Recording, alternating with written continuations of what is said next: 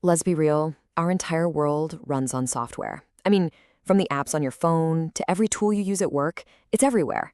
But if you ever actually stopped to think about how it's made, it's kind of built in this invisible factory, a super complex assembly line we almost never get to see. And, well, securing that factory, that's one of the biggest and frankly most urgent challenges in tech today. At its heart, the idea is pretty simple. A supply chain is just how you get something from A to B.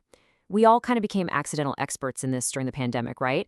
We saw firsthand how a shortage of one tiny little computer chip could bring a whole industry, like car manufacturing, to a grinding halt. It's all about dependencies. And that's exactly the situation with software. The supply chain here isn't made of ships and trucks and warehouses. Nope. It's made of code and developers and build systems that are scattered all over the globe.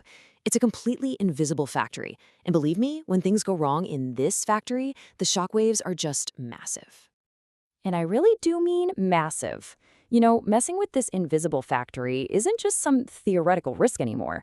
It is a multi-billion-dollar problem, and it's growing at a pretty alarming rate. Just let this number sink in for a second.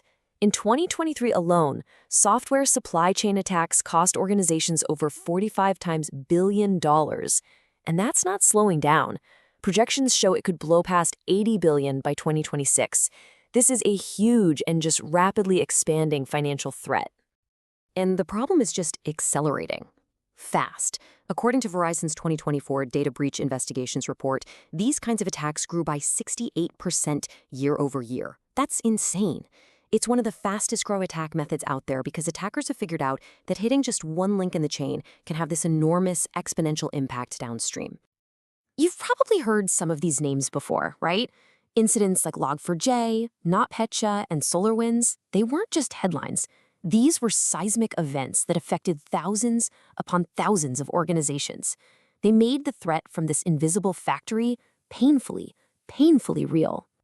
So, what is a software supply chain attack really?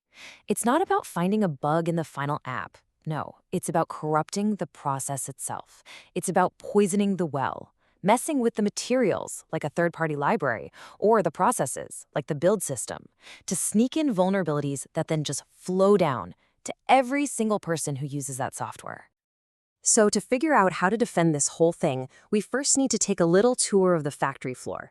So let's walk through the assembly line of code and see exactly where the bad stuff can hide. In general, software production moves through 5 main stages. First, it all starts with developers writing the source code. That code then pulls in materials, dependencies and libraries from other places. Then a build pipeline kicks in and compiles everything into the final artifacts. And finally, those artifacts get sent out through a distribution channel. Each one of these is another link in that chain. And at every single one of those stages, we have to ask a really fundamental question. Can we trust what's happening here? Can we really trust the code that developer just committed? Can we trust that open source library we just downloaded? Are we sure the build server hasn't been compromised? A weakness in any one of those links can break the entire chain. Okay, so if the problem is a broken chain of trust, then the solution has to be building a much stronger one. But this isn't about blind faith. It's about creating a system where trust is earned and, this is the important part, verified every single step of the way. The whole modern approach to securing this chain really rests on 3 powerful pillars.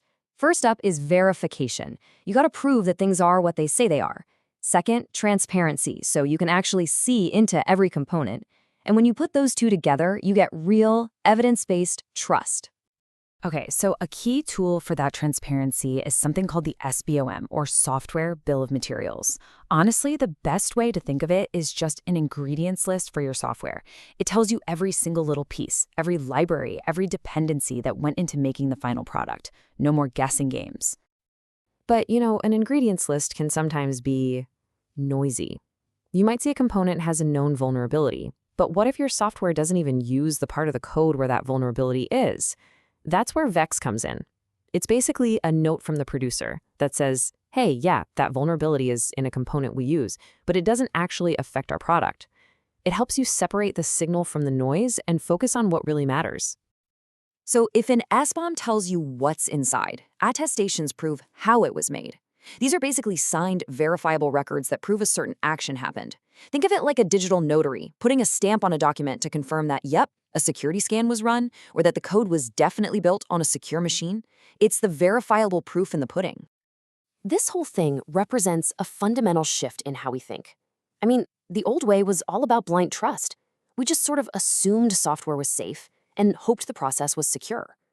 The new way demands verifiable evidence. We don't assume, we verify integrity with signatures. We don't hope, we demand to see the ingredients list, the SBM. We don't just trust, we require proof with attestations. Now, here's the thing. This shift isn't something one person or one team can do by themselves. Absolutely not. Securing the software supply chain, it's a team sport. Everybody has a role to play. A truly secure supply chain is a shared responsibility. It takes the developers who are writing the code, the CISO who's setting the policy, the operations teams building the infrastructure, and yeah, even the final consumer who needs to verify what they're actually using. Every role is a critical piece of the puzzle. So if you're a developer, listen up. One of the single most powerful things you can do is just keep your dependencies up to date. It's so foundational.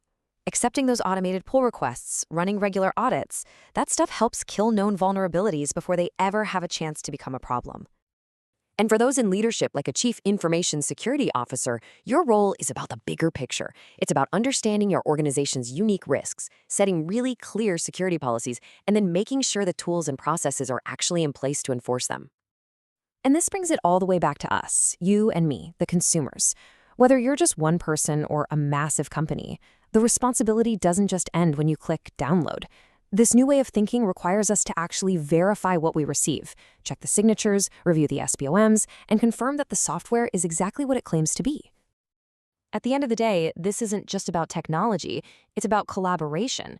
The core idea is that a supply chain is made up of both people and machines, and it's only by working together, by securing each and every link, that we can make the entire chain more secure. So, I'll leave you with this one thought.